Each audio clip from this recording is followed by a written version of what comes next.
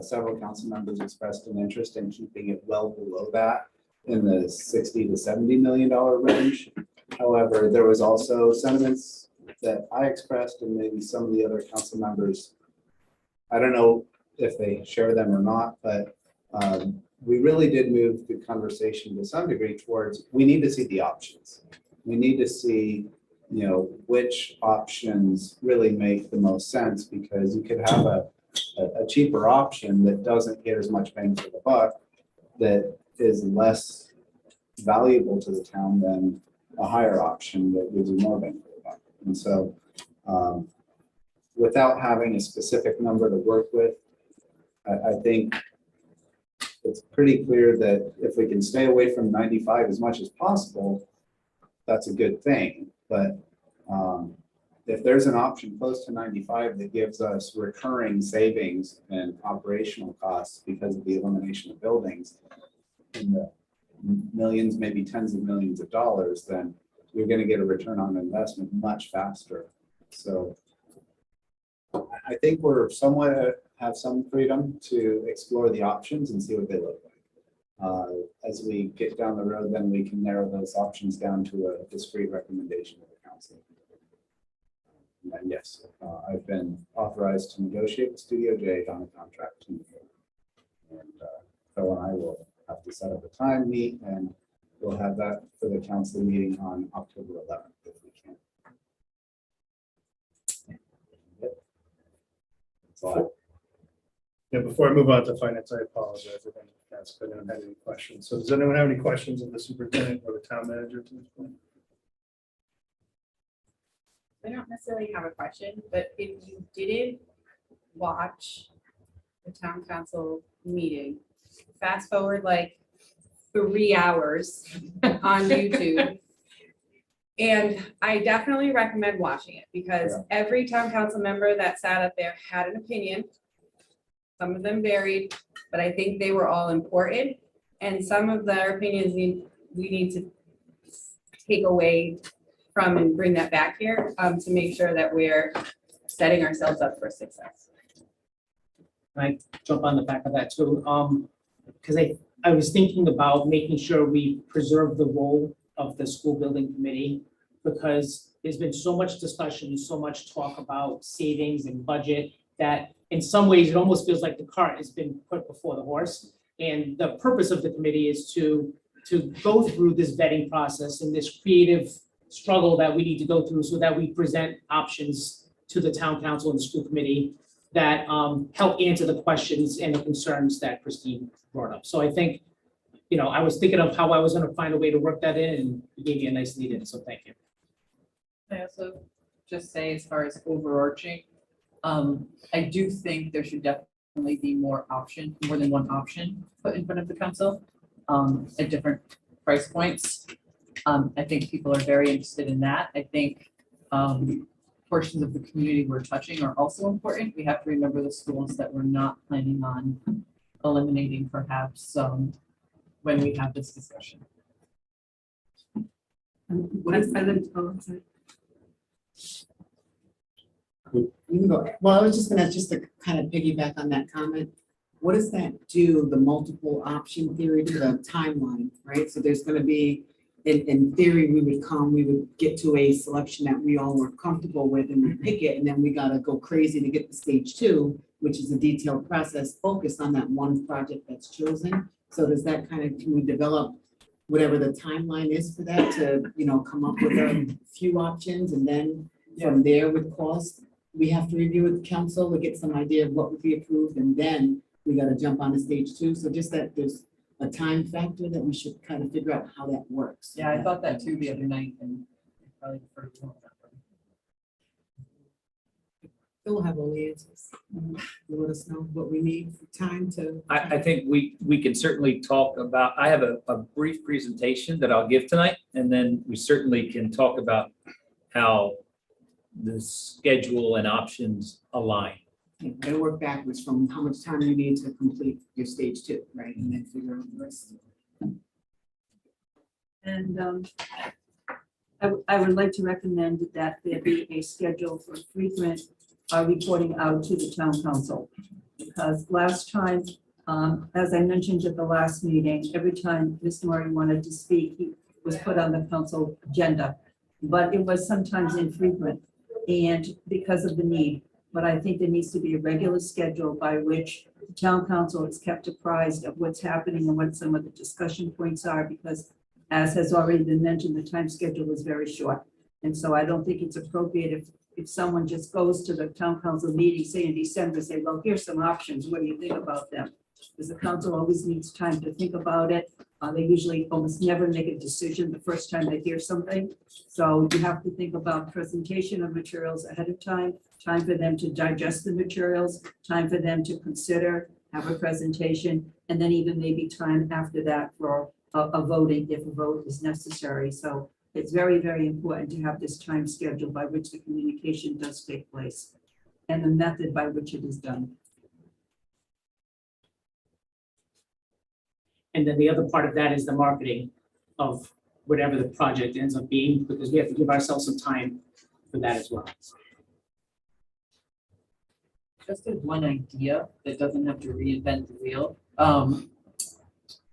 I noticed in the last school building committee, the minutes weren't really minutes. You know, as a member of the council, I'm just trying to take some notes on what we speak about, and you know, maybe Ann or I could be that liaison who, or Ben, really, who just gets that information out after the meetings. I don't mind writing it up so that it's not another thing. I actually asked Amy to be the note taker, so You can. she's gonna, you can take your own minutes, I'm not gonna stop anybody. but Wow. stop right there. I'm already doing it. We, after the last meeting, we had a conversation about whether she'd be interested in just being that person, so it's reliable and consistent, and she said yes. So does note taking mean that she's the recording secretary and the minutes are going to be produced by her and posted? Is that what that means? I don't know what Wow. note taker means. Yes, we're gonna create minutes. She's for gonna notes. do everything. Yes. Oh, good, thank you. And when I asked her to do the job, I didn't put all that into it. It was a lot easier to sell. It's not like I have anything else. We like the word transparency, Yeah, so yeah. we need to be quite clear on what we expect of her. Okay, thank you, Amy. We're talking more about communications and the following agenda. Any other questions before we move on to you? Are we recording this? No, but well, it's live on YouTube, So so that'll be recorded? that's the recording. Excellent. All right, moving on to no other questions. Announcements and updates from finance. So you can start. Yeah, at this point, we have to understand what the project is before we get into the finance.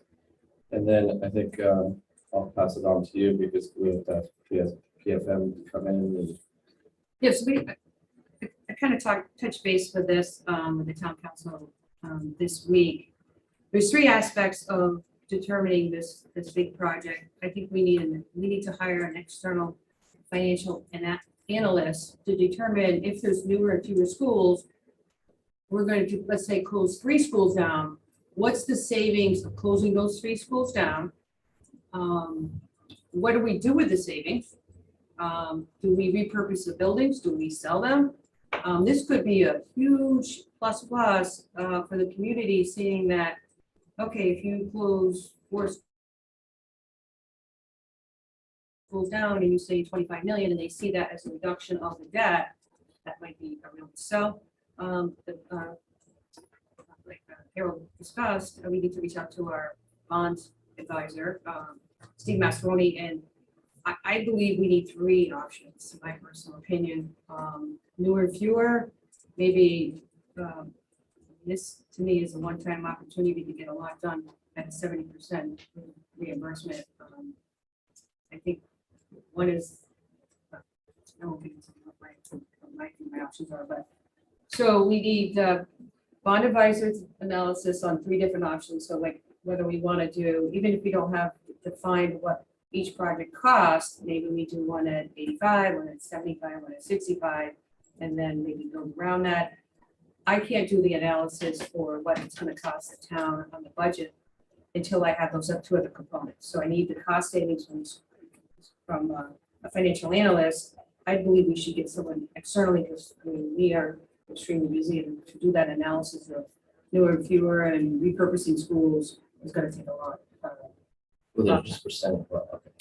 Yeah, I'm just thinking, I mean, they'll give alternatives like maybe these buildings could be triple net lease, or we sell them, or we give them property tax holders a lot. But I'm not sure how that really relates to the actual project itself. Because it's a savings for the, Because once we're no longer in it, Right. it does not revert back to the town at that point.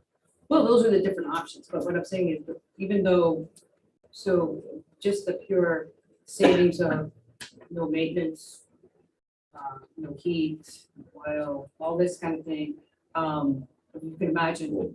We don't know if it's gonna be running out. So, but are we looking for net costs here? So one thing would be, this is the cost to actually do the project. It's $50 million. If we have a $50 million project over X number of years, it should cost about this per year, this per resident. And then from that, as a selling point, we say, also, if we don't have these schools to maintain, This is we what the savings is. have the opportunities for these savings, but the actual math for the beginning part Yeah. can be done now. Yeah. And does that make sense? Like, Absolutely. the So sale what is I- what you're looking at. What I'm looking at is my personal thought process on this, and then I think Mario, and when I saw Mario's presentation, I think it's right on target. You're gonna be at a break-even analysis when you cut schools down because of the cost savings. So it's a really good sell because that cost savings from less maintenance of buildings. I mean, heat, electric, everything. Optimizing space. And what you redo, what you repurpose the buildings for, it's, I mean, I think it's a huge selling point, and I think it can be very advantageous selling that to the taxpayers. And it's not really a one-time savings, it's like, I mean, you can imagine, obviously, if you had 4 houses and you just went down to 1, all the savings in that. I mean, the cash flow, the future cash flow No, I of understand. that, all that money could be repurposed for new parks, or, whether it be a new football field or a new basketball court, additional things that could pay for beyond what maybe we were originally thinking, you know? So it sounds like once we get to the point where we've committed to 1, 2, 3 projects, we can start looking at each one of Yeah. those individually and see where the cost avoidance sits with each one of those 3 to see down the line what the impact is to the community. Yes, I mean, I agree with that. I do believe we should send out an RFP to get someone to crunch those numbers for the newer fuel. I'm just talking about if it is the thought process, and it seems to be the thought process of the state, because they're getting a lot of towns and municipalities on board with this, and can you imagine the cost savings for them as well, because there's less reporting, less everything. I think someone just crunching different variables, okay, we close these 3 schools, or these 4 schools, or these 2 schools. This analyst can do this now instead of waiting, because it's gonna take me time consuming. That's just my thoughts. I don't disagree with your idea. I think what I'm struggling with is there's nothing to analyze yet because the school building committee hasn't come up with any kind of scope. So once we get a scope, then I think we could definitely benefit from that kind of assistance, I think.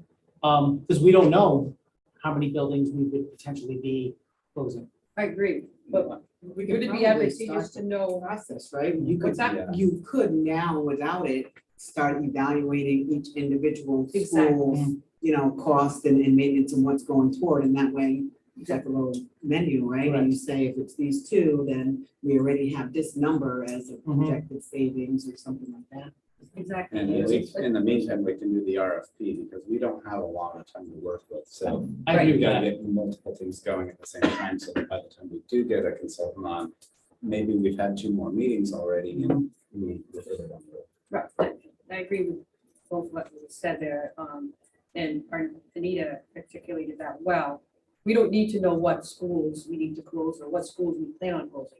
If there's an analysis of each one of those, let's say 5 or 6 schools, that's really a good running start, because like Ben said, we don't have much time here, and we have to be utilizing every piece of time we can. And if they analyze 5 schools, so we only close 3, at least we have that data. We should also do the high school and middle school, right? There's probably some energy efficiencies if we looked at what we're spending on heating and things like that. There's part of touching some other schools, there might be an upgrade there that'll give some savings long-term on what we're using. And shouldn't we already know what each school, what is going out for Correct. maintenance for Yes. each school? So Yep. Yep. you just take what you already have and you put it Right. in a spreadsheet, so you put A, B, C, D, E, F, or whatever the name is, and just kind of like do that, then you know, okay, this one is the highest, this one is not, this is how much, I mean, Well, you it should have that The U- information. Yeah, No, we the do, UCO we the do have UCOMA all that information down So to, if that's on a monthly preliminary, basis. I mean, Yeah. so we could absolutely do that initial analysis. Now, as far as somebody coming in and doing the analysis, I'm not sure where they're gonna take that, but I mean, I'm fine with. but for now, if it makes Yeah. everyone to kind of like, because it seems like I'm hearing everyone is kind of interested in that. For now, even for our own knowledge and kind of like awareness of where we stand with each school spend. Yeah. That already starts us We already have somewhere. Yeah, so Well, I think bring that up. Line present it. by line item too. Yeah, I won't disagree that you already have that data. I mean, the time, you have, No, this is, time is gonna be tough. And on Lisa, top, this is a quick 1, 2. Yeah. And it's done and it's sitting right there. And then the question is, how do we incorporate that into one building? If it's for 3 buildings, 2 buildings, it's pretty quick. well, okay, I don't think it's gonna be quick. I think looking at, Why don't we see what we can do? Yeah. Yeah, there you go. Exactly, thank you. Then let's That's see what it looks like and let's see what we still Perfect. need. It's a starting point. Just I let's can start bring- I somewhere. can bring it by school next meeting. Great. And you can probably do it on a yearly basis as well, right? Not so much monthly, because at the end Yeah, of no, no, I at the can end do of it the day, it's annually. yearly, Yeah, right? it's easier anyway. So Harold, you can bring it to the next meeting? the Yeah, data? by building, absolutely. Okay, And then from there, we can, as we go along, we can do. so, so that he doesn't waste. That's a great I'm sorry. starting point. So he doesn't waste his time. What Right. exactly does this group want about each building? I mean, what information does the group want? See, I mean, I'm asking the question because he's gonna spend. spin some numbers out, but I mean, we want to make sure that the group is getting what it wants. So what are you able to produce? Oh, we have all the expenses that go into those buildings. Can you break it down and say, this is what we pay for teachers, this Yes. is what we pay for? Yes. Well, say, 'cause you need to electrical- take Yeah, out so, things so, that you- what's that? I was just thinking, like, you need to take out things that if you move to a different building, you're still gonna need the same number or roundabout number of teachers. So it's not like a clear, like, this is how much the building costs. If this building was shut down, we would not incur any of these costs anymore. Right. There's- That's it my, is a little more yeah, that's complex. my exact point. It's not gonna be as simple as just bringing those numbers. Okay, it's, because you might still need 2 of the 5 janitors. So this, this will look at that, okay, because you're gonna, this roughly, this space. And what are we gonna do with the buildings? We market them, that's kind of really what I'm. And That's I was just, gonna say, that seems, That's just. because where we are that's right guessing now. at the moment, Yes. I would Yeah. have to think, and that's what concerns me with the sale, is I don't know, and Ben, you would know better, how well we could determine what we're gonna do with all those spaces between now and, Well, we can make a bunch of assumptions and do projections off of that. And they don't need to be to the penny or the dime or the dollar. If we know that real estate's this value, if we do a demolition and we can convert this former school area to possible additional subdivision homes development, maybe we want to reserve it for a park.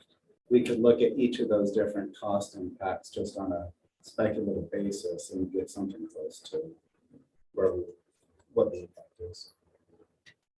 But I think even if you look at from the information that I assume that you have, Harold, is like, you can look at staffing costs, you can look at maintenance of the building costs, like, you can get a pretty good estimate, even if you kept 80% of the staff or what, you still have a good understanding of about what it costs to run the building, and even if you kept the staff or kept, part of the staff. Percentage of the stuff, yeah. It's just a question of how far do you want to go and what are you cutting, and that's why it goes back to the whole point of what are we? Newer and fewer of what? I think, if we don't have all those put together, what are we putting together? I'm guessing we're not reinventing the wheel here, like, other schools who've gotten these projects passed, they might have done a good analysis, and if we could just take a look at what they did and be copycats. Yes, I would suggest reaching out to your neighbors when you're ready to see what they've done. Johnston particularly right now is doing a big consolidation. They might have some guidance for superintendent on what kind of led them to their path. Just know right now that they're consolidating to one elementary school actually. So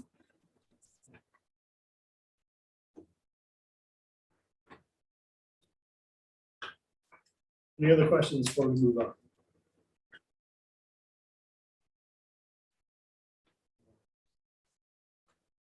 Thank you for your patience. You're up. Why don't you introduce yourself? Sure, thank you. My name is Philip Conte, architect with Studio Jade. Thank you for having me back. I do have a presentation that I want to run through to refresh everyone's memory of what their assets and portfolio looks like of schools and sites, inform those that are new to the committee on what the opportunities are in Coventry. We are going to present at the end of this, right now, just 4 very high-level options. And 2 of them right now, and out of the 4, there are many more options available. We wanted to present 4 that would spark conversation. I'm glad I was at the town council meeting. Were you glad you were at the town council meeting? Yes, so that all 4 hours, because I wanted to hear, I needed to hear what I heard. I want everyone to know that I heard what I needed to hear. The 4 options that I'm going to present, 2 of them do exceed the 95 million, and then 2 do not. But as I mentioned, right here, these options are for discussion and really to spark debate, because I think it's important that some options get out there, quickly discussed or dismissed, and then we can start to funnel these down. So I don't want anyone to be offended that there are options above 95 million. I completely get it, but it's important for me to know that you know what level certain projects are at. I'm looking at my screen and go to the next screen, Don. Now, I want to read this for your benefit because you can't see it, but there are some clarifications that I think everyone needs to clearly understand what I'm about to say. That the estimates and costs that are provided in this document here are preliminary rough estimates only. They will need to be further refined as the scope of work narrows and as more information becomes available. So no one should be stuck on these numbers right now. The next point is that and everyone needs to understand this, current construction market conditions do not align with RIDE's funding formulas right now because of the significant amount of escalation. Now, RIDE, SBA is revising those numbers, and as soon as they are determined, they will let us know, and that's what will be the basis of your application. So that if we are making comparisons to other districts, especially projects that may have been done a couple years ago, it is, I would say, not the best basis to make decisions on, because current market conditions do not align with the RIDE formula at this time.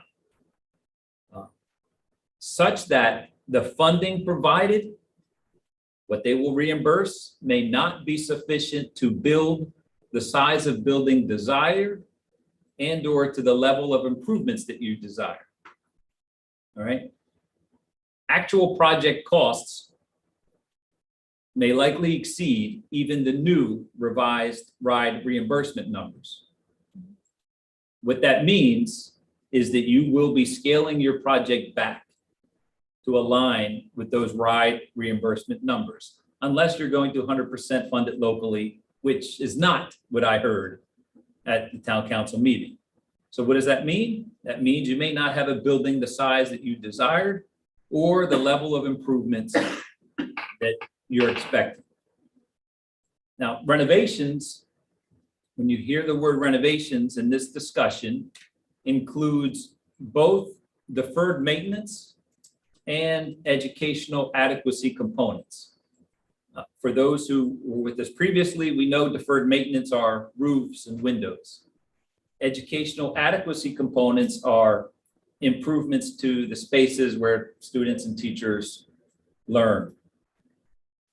It's important to understand that there's going to be flexibility in the cost of these renovations. Renovation costs can be increased or reduced from the cost ranges that we present here today. So I know I'm starting by terribly disappointing all of you, but this is very important stuff that we must be mindful of as we go forward. Next slide. Oh, there you go. I want everyone just to study this map just for a few minutes. Everyone should make sure they're familiar with where these schools are within Coventry. All right, you have Hopkins Hill, farthest to the south, Tyo, then the high school, then the middle school, Black Rock, Washington Oak, and Western Coventry. And everyone to just be familiar with where these schools are located geographically. Certainly, we can go back and forth throughout this presentation. Don? This next slide and the one after it are really information purposes for you to have, because it's just a reference and a summary of some very important data that you may want to reference at some point during this conversation over the next several months.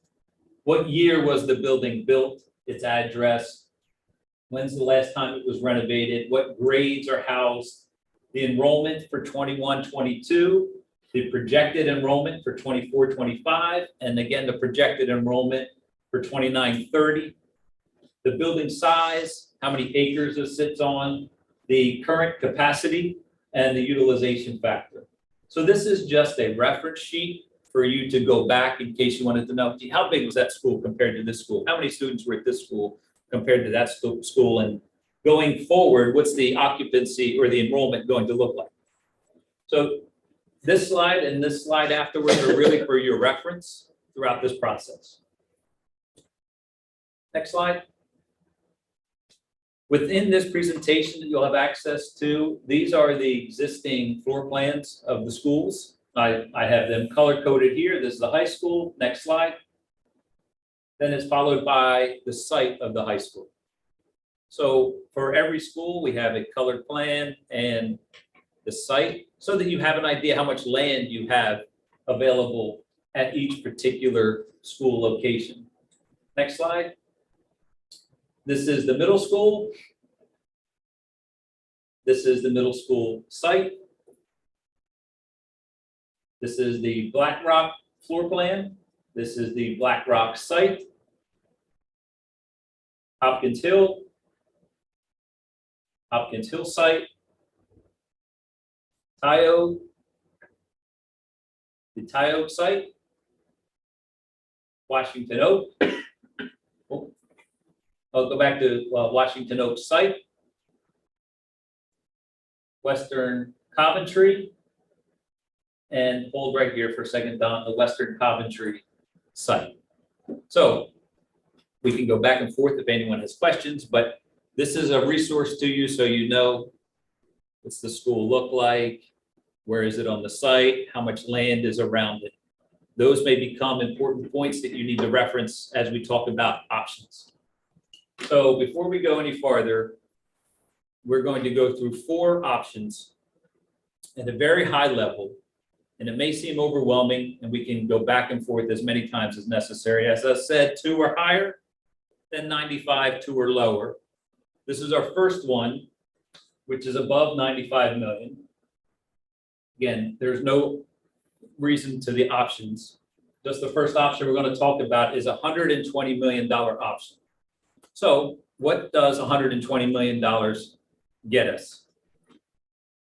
If we were to close Tyoke and Hopkins Hill and build a new school at the middle school site for about 650 students, about 60 million.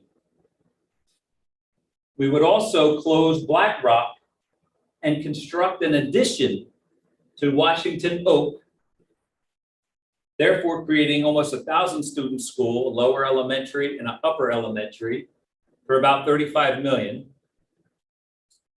Visit the middle school and construct what was presented last time would be a cafeteria and kitchen addition to the middle school, setting up future middle school improvements based upon some good solid reorganization of the building, using some of that interior space where the kitchen and cafeteria is now for some other spaces that may be located in Guam and give us the opportunity to maybe cut back on that building.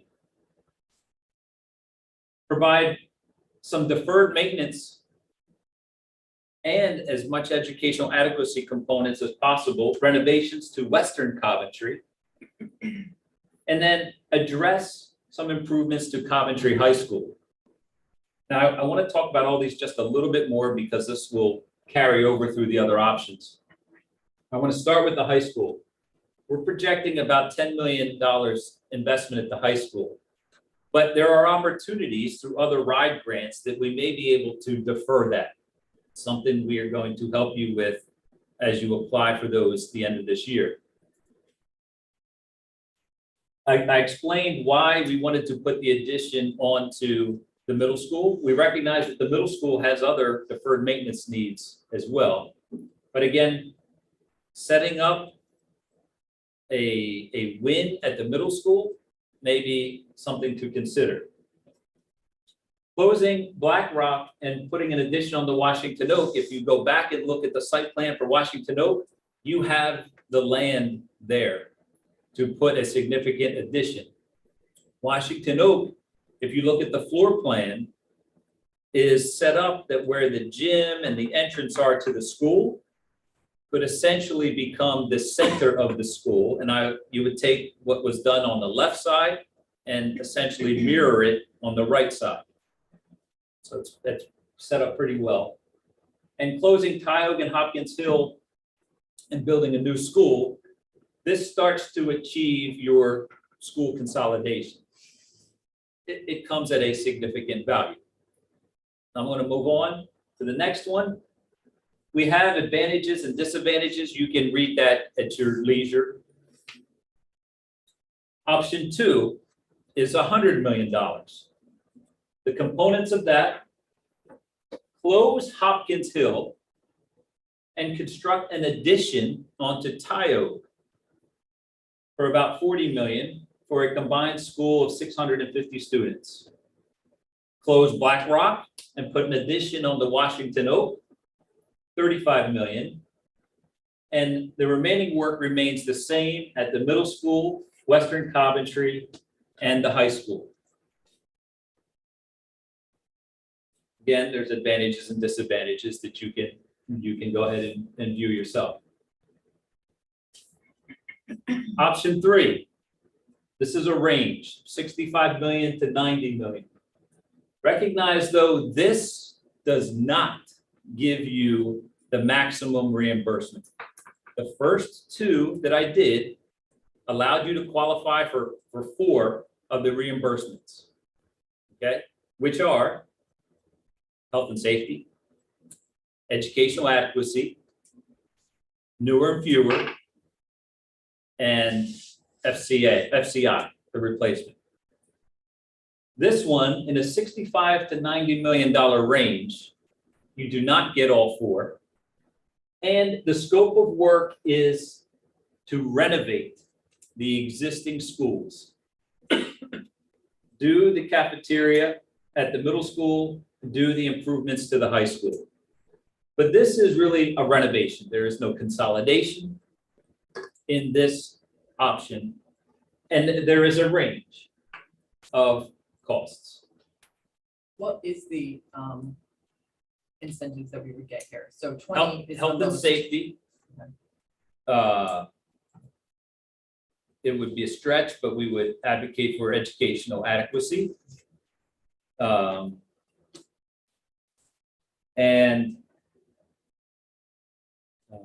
it's not newer and fewer, and not replacement. So only 10%? Yes, Okay. yes. So we would be at 59%.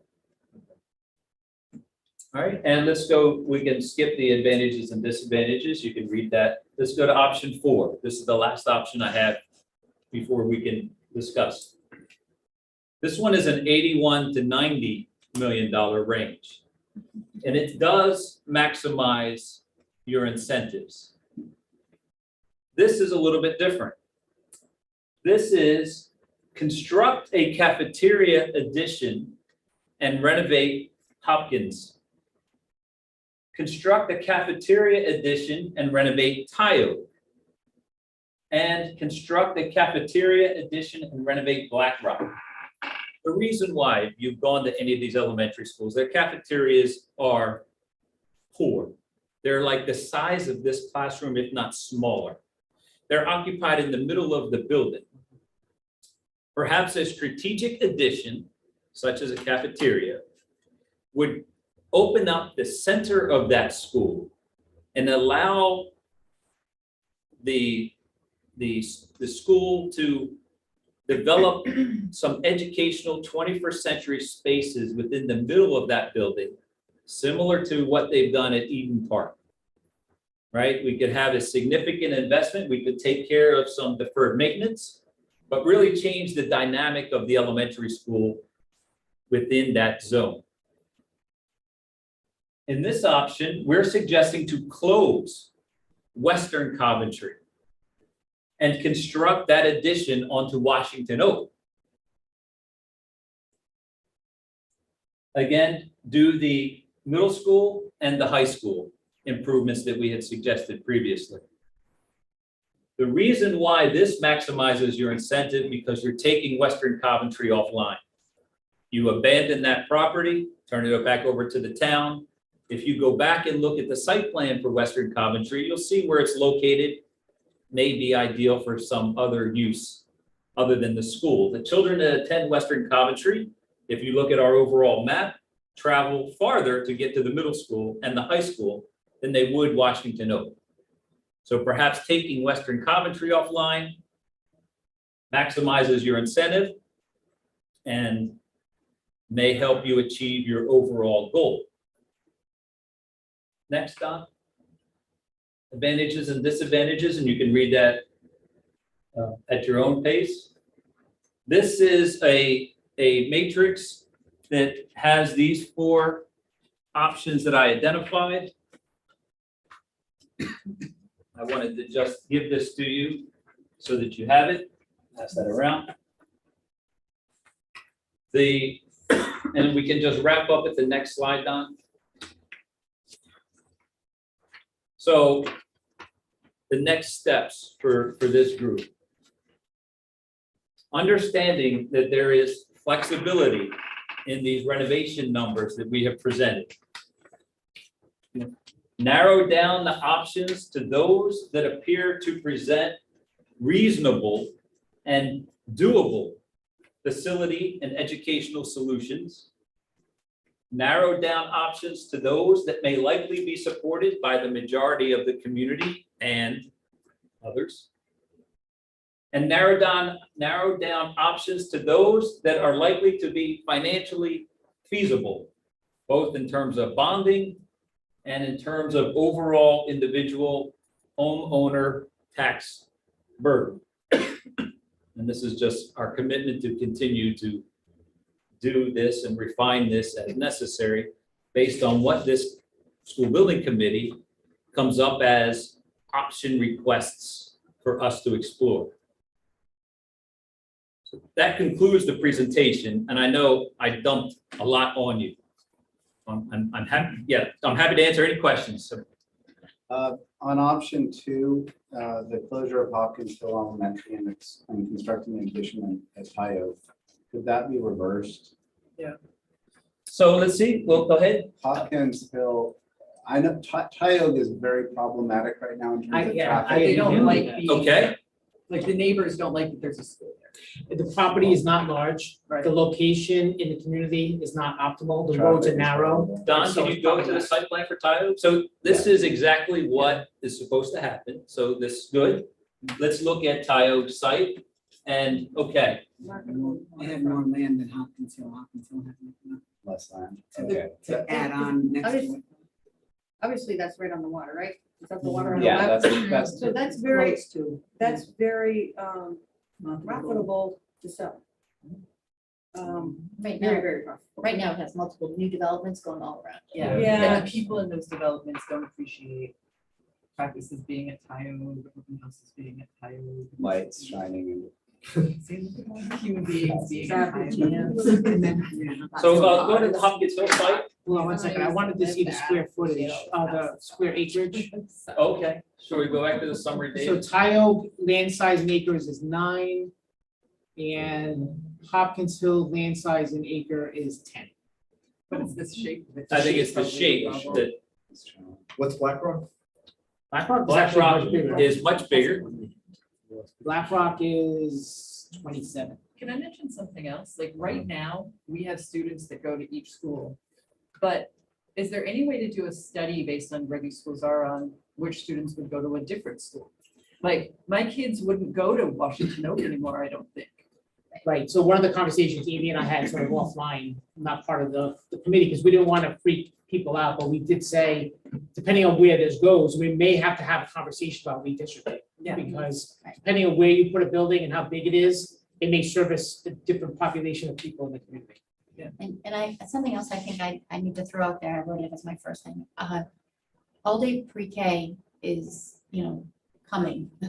And we don't have an early learning center. So that has to be factored in here. It would be really short-sighted. It'd be really short-sighted for us not to put an early learning center somewhere in this. Because right now, we don't have enough room for our pre-K as it is. We cannot take everybody in. And soon it will be an all-day pre-K for our 4-year-olds. So that has to be a part of our conversation. And does that have to be like provided, like once it becomes that, like the town has to provide that for all of its residents, or does it still stay on some type of a lottery It system? depends on the, Depends on right where now, it yeah, goes. it depends on what happens.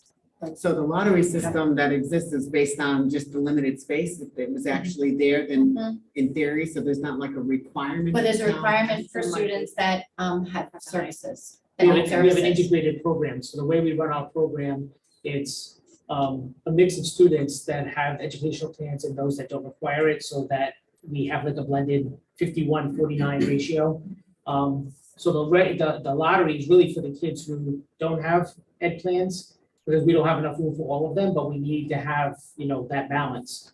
If we were to go to universal pre-K that was required in any some shape or form, we would have to provide a lot more space, because it wouldn't be just about an integrated preschool program, but like seats for as many people as we possibly. Yeah, you'd have to take everybody's kids. in And right theory. now, they all go to Washington Oak. They do go to Washington, so wasn't like that 5 years ago, we had them spread across, but there was half-day programs and there was only 2 in each building. It's like when when we moved from like half day K to mandatory full day K, that was another. I think that's a game changer. I have a question. I mean, typically construction renovations are way more expensive than you know, at least with my experience. Did you look at an option of, I see options of closing a couple and then building new additions to the other 2. Did you look at the option of, I mean, I would think logically it would keep Western Coventry because they're way out there. They're far. The school looks like it's, I know it's old, but they, from what I understand from people who know there, they really love their school over there. And taking those other 4 middle schools and just building one brand new middle school. Did you look at that option at all? Because For elementary. Oh, element. Okay, Just wanted to make sure that I understood. Yeah, so did you look at that? Because to me, it would seem the most logical instead of just renovating and adding a new cafeteria. Because when we went for a tour of Alan Feinstein School, it was disgusting. To add just a cafeteria and renovations, I don't think it's gonna be enough. I think you need a new school, you need new labs. Am I wrong? Oh, you're 100% right. We just don't have the money. So Why can't we do all those? But this is where I'm super stressing and I just think we might be overlooking the probability when you close 4 schools and make one. All those properties, particularly, I didn't realize that was lakefront property. And those other potentially 3 schools, sell the properties. And all that savings could be put down on the bond and reduce the bond amount. This is, I mean, I think we might be overlooking that piece and maybe and to me, I think we need one nice community. So, well, let I actually me have a respond. question With that comment, is that what you would do? This is what I do. So if we, with the bond money, would you sell all those properties and that money goes to pay down the I mean, bond? that's what I would recommend, but it's whatever the town council management, whatever. It's just throwing it out there because then you could get more, right? You could get more because you're gonna reduce that principal right away. I mean, it's an option. I'm only asking because everything on this sheet is over This is when, the town council's threshold. So if we are gonna pitch a price tag that's over the threshold, is that part of the selling point that we are gonna, if we can come up with a newer and fewer option where we close multiple, sold those properties off and apply that to the bond debt, Right. that it would pull it down faster and free up bonding capacity I would say quicker.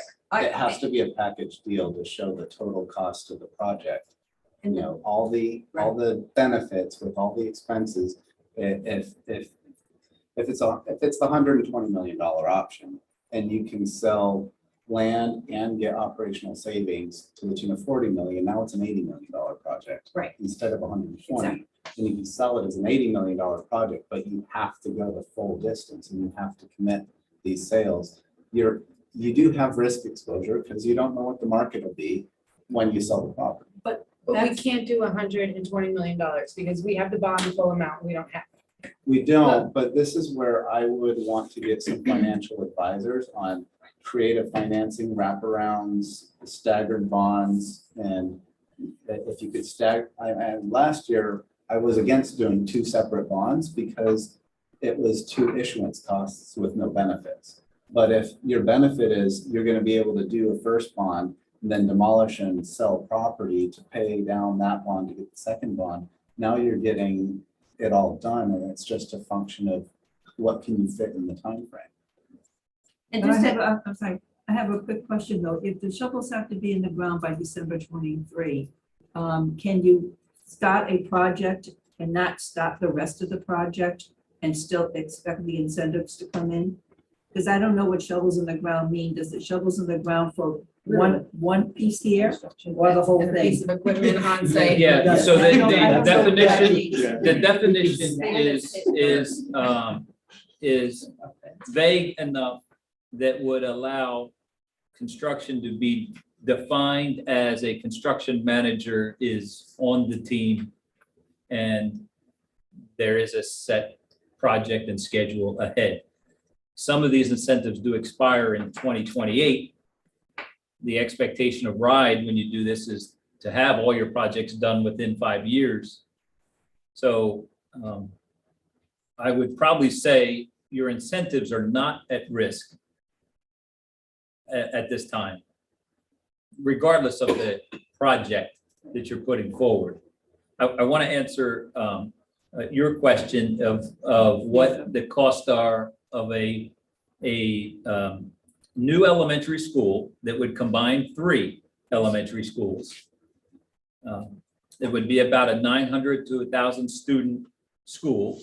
It's about approximately 150 to 160,000 square feet.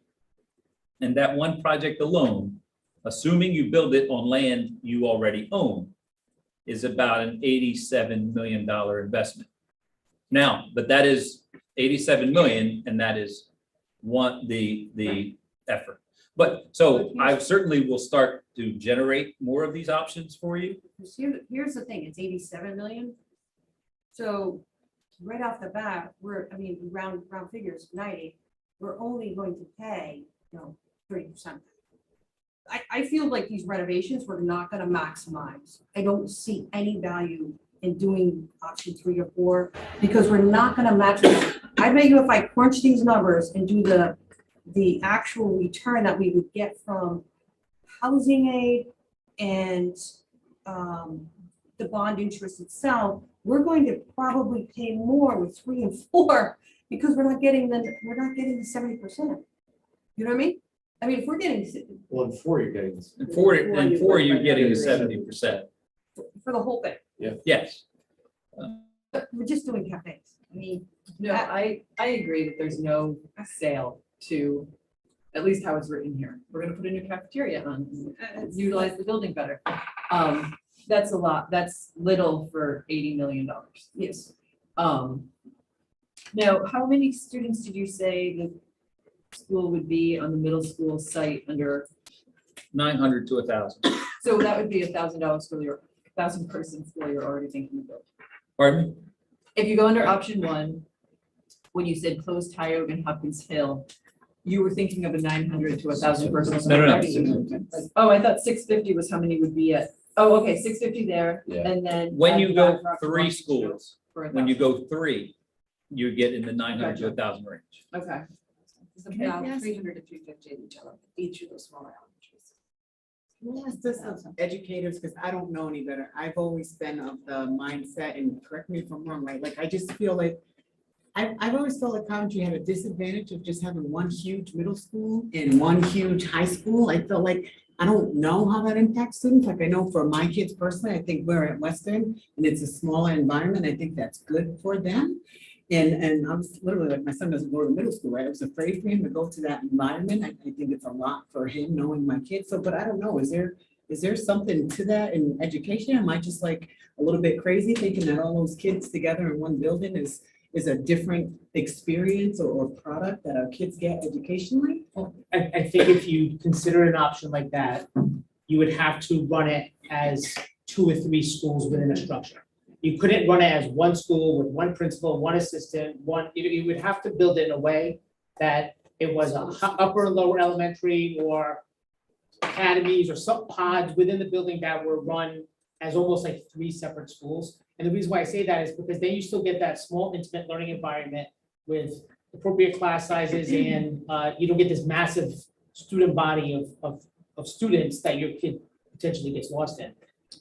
Because there is a benefit to smaller neighborhood schools. That's why so many communities have them. That was what the design was for many, many years. I think the plus to that has been, so I worked in Charlotte Mecklenburg schools and we had about 1,100 kids in the elementary school I was in. And we had it very similar to how you just discussed. And I think the bonus of having that is that you have much more collaboration amongst the grade level because there's more teachers teaching it. And it was easier to collaborate when everyone was in one location than it was when they were across multiple locations. But it is a different feel. So, I mean, at the elementary school, we had 2 assistant principals and a principal. Yeah, so it would be something that you can value as part of the savings when you look at how you run it, and maybe, those positions stay or something, but there's a way that There's also- educators set it up so that. There's also a kids- benefit to things like transportation and maintenance and things like that, because the bus runs shrink down significantly. I also think that another option, I don't know if Phil, if this is anything people would want you to kind of sketch out is, I talked about the early learning piece, but like if you had a pre-K to 2 or pre-K to 1 school, and then you had a 2 to 5 or a 3 to 5 school, so that there's a benefit to that in that, and I think Kristen was mentioning it, you would have all of your K, all of your 1, and all of your 2 teachers all together. So in terms of professional development and planning and whatnot, it makes a lot of sense instead of having, right now, we have 5 different schools. And in order for me to meet with kindergarten or first grade teachers, they're on different schedules. We actually are Zooming right now with just like grade 2 teachers in 3 schools because they're all meeting at the same time. But we can't ever pull them together and have a meeting like together. So if you were to have centers that were like an early learning center, and it could be pre-K to 2, or it could be pre-K, K and 1, and then a 2 to 5 kind of a situation. I don't know how Western fits into that. It makes me a little bit, but what it would mean is if you kept Washington Oak and expanded Washington Oak, right? And then made one other school. So we had the pre-K 1, 2, let's say, pre-K, K 1, 2 at Washington Oak, where you expanded that, and then you would put another one on the middle school site. That's like a 3, 4, 5. Now you've taken your schools and consolidated them into 2 schools and only renovated 1 or additions and 1's new instead of 2 new schools. And I'm that is just throwing something out that a one lot other of option. districts are doing. Huh? I said that's something that a lot Yeah. of districts are doing larger schools, but that have smaller grade bands. Right. I wonder if an understand- socioeconomic issue. Oh, sorry, go ahead. I was gonna say, I understand the rationale, but that also means that the smallest kids are gonna be on long bus rides. Because if there is only one K-2 facility someplace in town, everyone like a has lot to of be bus rides. traveling But to if you were gonna have it, if you were gonna bring Western, I'm just throwing this out there, Sure. Western to Washington Oak anyway, those K to 2 kids would have, if one of the options, they would have come there anyway. My kids had a 45-minute bus ride because we went to the furthest school away from us. So you were gonna have that anyway if you kept Western. I think that's a big conversation in and of itself. So Yeah. can- It's can I- about Western. can I I know add- that's can near I- and dear to my Since heart. you mentioned Western, I do want to point out that according to the Jacobs report and probably substantiated through our assessment, Western Coventry has the highest FCI. And I think the school building authority is encouraging you to have that FCI done again. I would suggest is the facility condition index, which is the cost to renovate versus the cost of replacement. If it approaches 65%, you qualify for one of those reimbursement points and the additional 5% reimbursement points. So yes, I think Western should be a big part of this conversation because I believe Western is the key to getting to your 4 incentive points, which will grab you to the 70% reimbursement, which is likely important, or not 7, I'm not sorry, it was 69? 69. Which, and you all know this, and it was painfully obvious to me, that you will need the support. The most successful projects have been ones where the school building committee, the school committee, and the town council are all rowing in the same direction. Because you need that to then get the community's support. You all may be on the same page, you still have the bond effort. But if there is a fracture within the team, it will be almost impossible to pass the bond. So, go ahead. I have a question about Washington Oak and using that building and putting an addition onto it.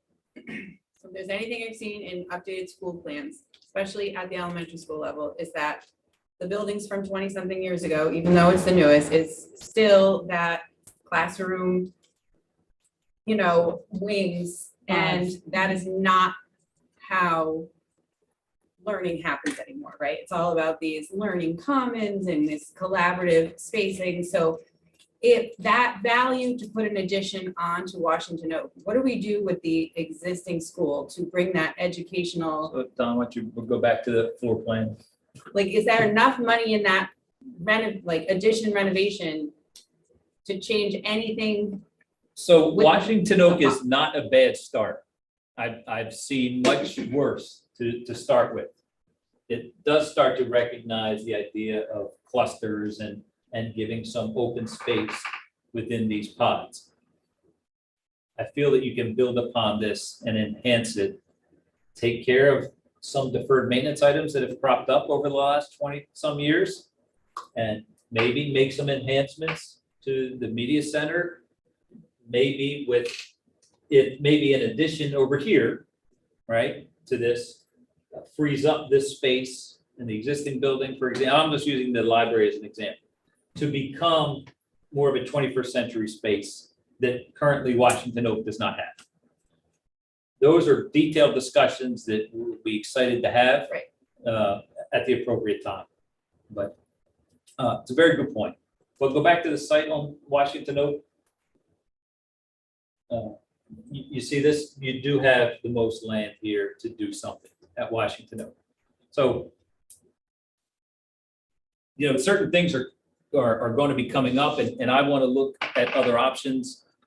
Ben, I want to look at your option. I want to look at your option, and other options that we may come up with as a result of this. But my gut tells me Western Coventry is a key puzzle piece here. Somehow you're going to have to figure out how to get it in. At what point does like the sprawling footprint thing just become inefficient, right? Like how the middle school is, where you have that. Sure, so lawn Don, go which back is to the this plan. far away from everything else. Well, so you are getting into what we were talking about, a lower elementary school and an upper elementary school, right? If this is going to be 1,000 kids, 500 over here and 500 over So here. you're gonna separate So they're going to be separated. What I liked about this is that the gym is already here, the cafeteria is close by, the entrance is here. So I'm not saying it's as simple as just taking this and flipping it, but conceptually, that's how I want you to think about it. Taking For this. the kids, it'd still be a manageable footprint for them to do throughout a day on one half of the Yeah, building versus. this is the upper, this is the lower elementary and upper elementary. Yeah. On this side, and never go. I worked at a K-8 school, and for the elementaries, there was a lot of common space, common kitchen, common cafeterias with a curtain, common gym, big gym, little gym, common library, common nurse's office, so a lot of common space. But the elementary learning space was completely separate from the middle school learning space. Different parking areas, different bus, I mean, the buses came to the same location, but different bus times, different fields that they played on. And the only time we really we integrated was actually for the mutual benefit of both sides, because it was sometimes awesome to bring 8th grade kids down to the elementary school to work with the younger kids. The only thing I'll say too about a really, a big school like that has K to 5 and you have one gym. I'm just thinking scheduling from a principal's I was thinking perspective, that okay? too. So like, there's absolutely no way, like Washington Oak right now has 4 classes at every single grade. And because we have contractual obligations, right, of how much time kids have to be in phys ed class, like, you know, in a course of a week, and the teachers at that time have their prep. So like they use that gym in order to, because you can only fit in course of a day 6 periods, right? So there's 6 grades, so every single grade level gets 1 class of phys ed because there's 6 periods. So that takes 4 full days of the gym. So there's only 1 more day, you can only fit 6 more classes. It would have to be a second gym space. There would have to be a second gym space for It that to doesn't happen, have to which be means you're adding, It could, yeah, and again, I know, and I don't want you to get too much into the details here, Right. but again, this was just at a Cafeteria, very high cafeteria, level. right, From a big planning standpoint, Washington Oak afforded the best opportunity for a large scale addition. right, As opposed to all the other schools you have, this one offered the Right. most opportunity. And I think if we're going to do the gyms, and I don't know if this is possible, make one big gym to that you divide, can yeah. divide and use it if there are gonna be tournaments in the town or. I just didn't know if in the project that he was scaling, like it was you know, increasing the size of the gym and the cafeteria, because that's more money, like you would have to Yeah. either build another one or increase. So I just. I will say, you know, as much as I agree with Lisa that the renovation projects are almost spreading it around so that none of it makes a difference. That being said, having been at the council meeting the other night, if I had said, I don't want to hit the max and was told, well, then let's just go like 30 million above it. And I would feel as if I had not been heard. perhaps. So just something to think about that, you know, I love the idea of coming to the council with Ben's idea of, you know, we've looked into what a piece of land this size in this area would be worth after you know, the cost of tearing the building down. This is what we could sell it for. We could do this 2 bonds. Have it as an idea. That becomes the third idea, I think. Like going above what we have for bonding capacity, I don't think can be, you know, I'm sitting here, now I'm all excited. I would love to go to $120 million. Can I write that down? Janine, can you write that down? 100%. That being Kim. said, yeah, put it in the minutes. And no, I just think we kind of need that $65 to $80 million project that at least really touches something. Like, because right now I'm looking at it and I'm like, yuck. I don't think you've done anything. You know, you give someone $50 and send them to get movie popcorn. Well, you gave them some money. You give everyone $10. Well, they came home with movie popcorn. That's just my feeling on it. Whatever project we propose has to be a project we actually want to go forth with. Yeah, I think that was a big piece of what we did. And again, I'm not gonna try to bring in too many thoughts of last time, but I think a big thing that we wanted is, as taxpayers in Coventry, I feel like you tell council and the right people will talk to you, take my money. You raise my taxes every year, my taxes go up, my fire taxes go up.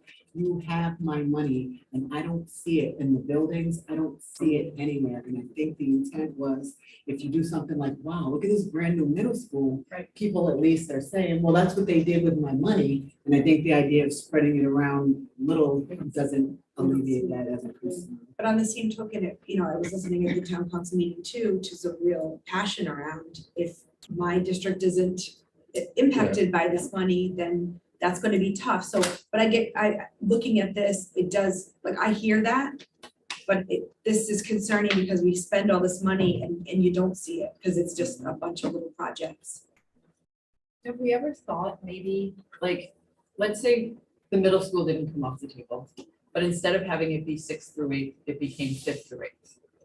And then we took a whole grade out of 5 schools. Would we still be able to consolidate maybe into 4? I don't know. I don't know how this, I do know how it's broken down and I could do the math. I just don't have it in front of me right now. But just other ways of thinking about this, as far as how do we reduce our number of schools without necessarily building 2 new schools, or doing a build on that might not be meeting all the needs. We're just throwing stuff at the wall. Yeah, no, and I just want to listen. I don't want to respond to everything, because I think it needs time for, I dumped a lot on you, and but part of this meeting was really to start setting expectations and then narrowing where we can really focus. There's some things that are not going to change. Your enrollment is not declining. So I don't care whether you have 50 schools or 10 schools, you still got this number of students that Right. have to go somewhere. And when Harold does his analysis, you're going to find, and Harold, I may ask you to do this if you don't mind, if I can. When you look at each school, just do it in a graph. How much is salaries? How much is operations? And how much is capital investment? I think you're going to find out that the salaries is the biggest one. And no matter how many schools you consolidate, yeah, you can take out a couple nurses, maybe, and a couple media specialists. That might, a couple, maybe not even janitors, all depends on how that's set up contractually. So I don't want you to get stuck on something that really is not going to change. No, I'm really thinking more, they still having that possibility of getting rid of a building. Like, maybe we get rid of Tyoke if that's the one that seems to be worth the most in the resale market in the area that really doesn't want the school. Yeah. You know, I went to a 5th through 8th middle school on the same campus as the 9th through 12th high school, and I survived it. And I don't remember seeing many high schoolers, and even in the middle school as a 5th grader, 5th and 6th grade were over here, 7th and 8th grade were over here, and rarely, except for in an assembly situation, did we even see each other. Don't worry about really cross paths. So, you know, I know people have maybe said moving a 5th grader up with 8th graders, but I can tell you, they were all on the same bus and there weren't We were all on the even any same issues bus. with it. So just on the Donna, quick, can you go to the reference? on the slide? quick Which math page? of 75 million it costs to run the school, 75 million. Actually, it's closer to 80, but 20% of that is, because 80% is salary, I'll make it real simple, 80% of all that is salary. So assume you don't get rid of one person, you're saving, the savings on that would be 15 million, but obviously you're not gonna close every school. But the additional savings from selling pieces of property, that's 15 million a year or whatever, because they're not. Do you have to do a delta on that though, to take out the new, you have to factor in the new school, right? Absolutely. And That's how why much there's that all costs to those run. factors with square footage, Right. selling the building, My all other that. fear of going down that road is, right now, interest rates are sky high. So let's just say we factor in the resale cost of this building and then we can't sell it. Like, it's just sitting there for years, Hopkins Hill, like a ghost town elementary school or something. Put demolition in the bond. And, or even just an empty piece of property, like, someone doesn't want it. We tried to sell the police station for years and years. I mean, we're not sure we want to sell it anymore. But we tried for a long time. to Right, sell that it. worked out. People want us to donate. So, there's a lot of problem with factoring in what ifs, I think, but actually taking I like the idea of seeing like what the market is for it and being able to do that at some point. I'm just trying to think of how we can still meet our goals of consolidating some. Maybe one goal is making the school so it fits more people, right? But if you were to do something that's cool. One idea which would need a lot of massaging is like a K-8 model and peeling off some of the kids from Feinstein and put one structure that has a middle and an elementary, like I was describing earlier. You could potentially close 2 elementaries and house 1 elementary, close 2 to make 1. And then you could peel off kids from middle school. So you have 2 smaller middle schools, and then you could kind of take care of some of the issues with the middle school, like that whole section in the back that we call Guam, which is just a big mess, could be demolished and maybe repurposed for something else. It needs a ton of massaging, but I worked in one in Franklin, Mass, and they liked it so much, they did it 2 or 3 times. So I want to make Could sure I you understand explain that you. a little bit more? I'm not quite sure. You're taking some of the students out of the middle school. So our middle school has almost 900 kids Right, you in a take them facility that's not great. So if we built a new structure, one structure, One. and that structure was a K-8 structure, so it was an elementary school and middle school together, one building, but 2 schools. You could peel off some of the middle school kids that are currently at Feinstein and put them in that new structure. And then you could potentially close 2 elementaries and put them in that new structure. So you would have an elementary side of like 600 and change. It's a big structure. That's why I said it needs a lot of massaging. And you could potentially have a middle school side of not as many kids, and you could take some relief off the middle school, which is really large, and in a facility that's not. So are you fantastic. suggesting that the middle school would have, I'll call it an addition on it, which is No, it'd be like 2 middle schools now. We would, you're building 2 middle schools? Not necessarily middle school. The middle school would stay with less 2 K grades. students. one middle school, Okay, if Feinstein stays, we just peel some kids out of it because it's so large. There's a Take some large kids student out of body. it. And then you construct a new building, which is a K-8 building structure with 2 schools, right? It's an elementary in the middle, and you have a middle school side. So let's just say for argument's sake that Feinstein has 900 kids. 450 stay, 450 go to the new school. And then you can take care of some of the issues at Feinstein because it's not well structured. And then you could close potentially, or close 1 and then redistrict elementaries into another side, and you would have a K-8. I've seen it done. Franklin, Mass did it. Franklin had a whole bunch of elementary schools and 2 large middle schools, or 1 large middle school, and they created 2 or 3 of these models. And they were able to close 2 or 3 elementaries and just have 2 new buildings. But may be out of our price tag, but it's Certainly an option that I can come back with, and I think that's what I need to do. I need to keep coming back with these simple matrices that allow you to just see. And something that would keep making future changes, go ahead. Well, no, I just want to ask as part of that consideration, do you have, like, even if not now, something you could send? I do feel like we should have a handle on what's wrong with all the schools now. It should play a factor in the decision because, yeah, the idea of touching on them all, but, you know, there might be something small enough. Like I know there's talk that I know they need a well at Western or somewhere they need, like, what are the things that we know large scale? Because as we're kind of talking, I think it Yeah. should be a factor. The mechanics, the windows, Yeah, stuff yeah. like that. If we're gonna renovate, you know, is that just a cafeteria, just this, what about the mechanics of it? Yeah, we gotta throw in some of We those gotta- other pieces. And then even the middle school, right? Like, I don't know that it's changed, but I know that, I don't know if they put down moisture, I don't know what they do for the floors where everything bubbles up and every summer they, so with the molded, like, is there? So Russ actually found a way to address that. It's been fairly successful. He can add more to it, but he put 2 or 3 industrial sized dehumidifiers in the crawl space under the floor to pull the moisture out from underneath the building. I don't know how many gallons of water it's pulling out. It was flowing out when I first started, it was pouring out like a faucet. And I was just thinking, pull it this way instead of up, that's all. So when we had this, you know, it looked like adhesive was coming up between the tiles, it was like black. That's been almost non-existent as far as I know this year. Oh, nice. So awesome, kudos. Still Just not saying. Wonder. And we have other maintenance projects at that high school that are gonna be big projects. We have the roof.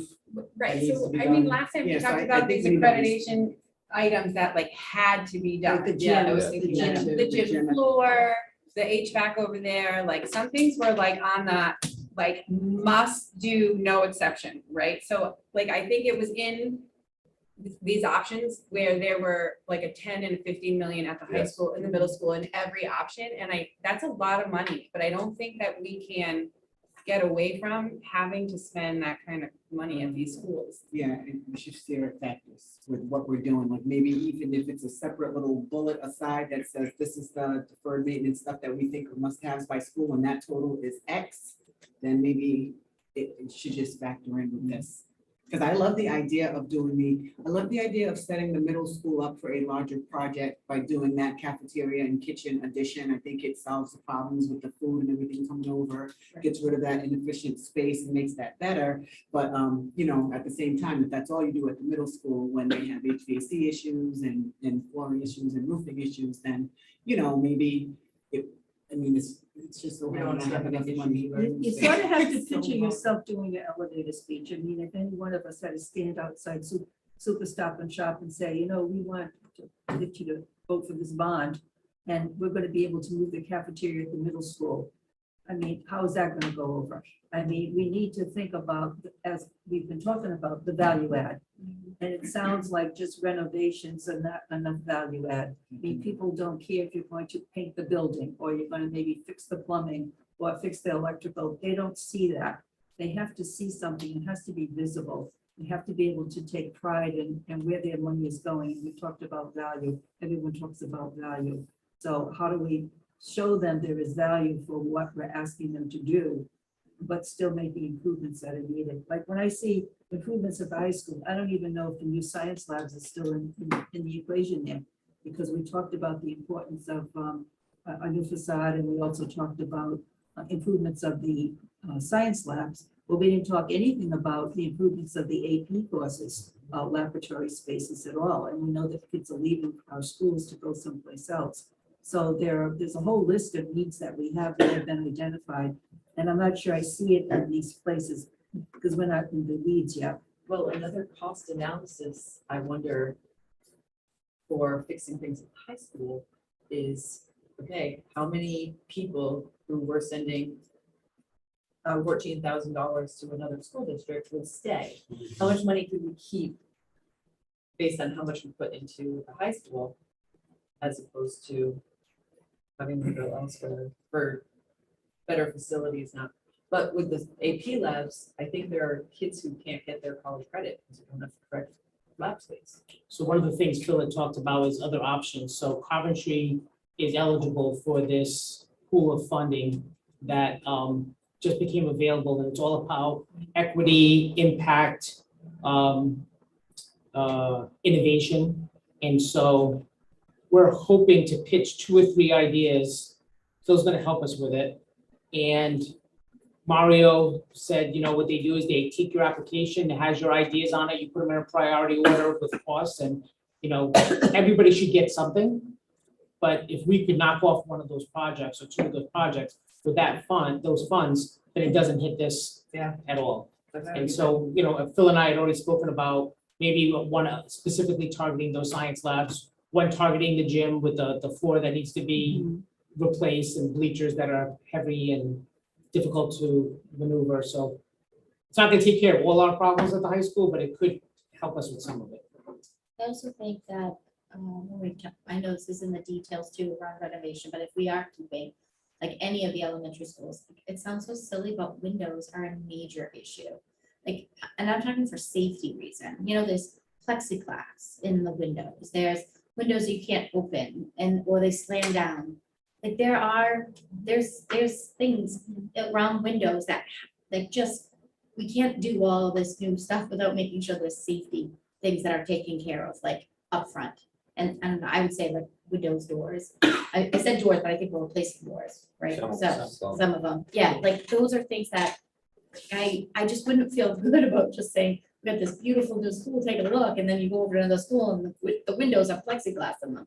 Like that's just not safe. And you will get pushback from the school building authority as Yeah. well. So Right. when we package all of this, they're gonna be like, this is great. Now, what about all this other stuff that you have documented for decades as being deficient? Well, and the safety thing could be a sell. Well, on top of the safety, obviously you probably incorporated the potential active shooter issues, right? In any of these schools, you look at those at all? Well, any, Safety certainly any and- new school, yes, if you are, But, okay. go ahead, yeah, go ahead. I mean, I can't stress enough, that's why I'm like, just build new. I mean, because when you're trying to do, if you're gonna be looking at all these schools for an active shooter, I mean, I've only seen a couple of the schools, and I just think you're gonna have a tough time money-wise, getting more money, what you need for the money you're gonna spend. I'm just doing the quick math, we're almost spending as much as option 1, the town would be, as we would on option 3. 36 million before interest. I mean, so, you know, I don't have children, but I would think you should be looking at that active shooter thing, because that is my personal opinion, that needs to be addressed in safety, doors locked at all times, windows that that can open. The money that they're giving you guys right now isn't there money coming in for safety? And you're talking about new doors and stuff that we're putting on, some of these schools we're talking about tearing down. Would we be able to repurpose? Like, oh, we got all these new doors based on getting this money for safety, and now we're going to tear down that school, but the doors are a year old. So I had talked to Mario about that topic, not specifically doors and windows, but we talked about, you know, let's say we used our innovation money and we bought all new furniture. And then, this is an easy example, by the way. And then you said, oh, we're gonna close that building, take it offline. You know, you obviously could take all that furniture and go put it in another building. If we put in cameras in an elementary school with a DVR to record, you know, what's happening inside, you know, we would do it in such a way that if that building was potentially gonna be coming offline, that we'd be able to repurpose as much of that as possible. So if there's doors and windows that could be repurposed, I think that makes sense. You know, I'm not a facilities guy. I don't know how much work is customized to the space. Our buildings are a little bit funky that way. They're not all standard size. But, you know, if there's an option or an opportunity, I'm sure there are people in this room that could speak to it better than I can, but I'm sure it exists. These doors that we're changing right now, they have to be changed. There's no question, you know. You know. That's what I'm saying, even if Western was moving in 18 months or Yeah, something, it which would has to be, be fixed. we can't really spend another day The frames are with some rotted of the right out. safety stuff. The that frames are rotted investment right, would there's just no have more to be- putting Band-Aids on.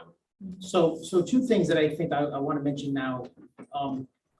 I was talking to Mario last night through text, and one of the things we talked about is making sure people, at least people on this committee, are familiar with our buildings and their current conditions as we have conversations like that. So one of the things we talked about is during one of our meeting times, either getting a bus or doing something so we could do a tour, of a few buildings so people can see what the spaces are, because not everybody's been in all the buildings and it's really different when you know the spaces.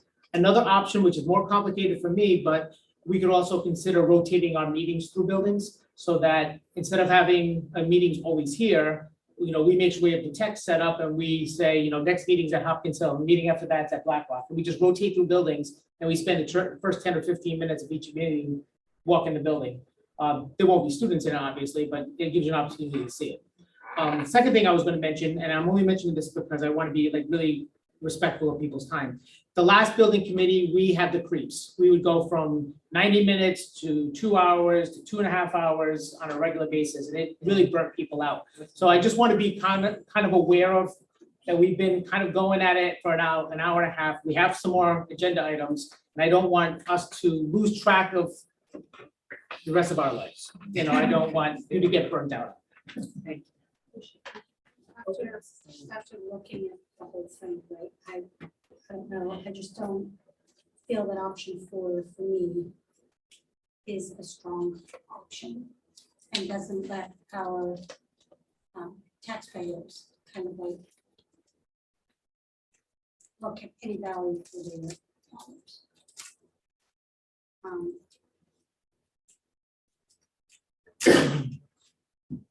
Now, obviously, option three doesn't give a lot of maximization as well for the incentive potential.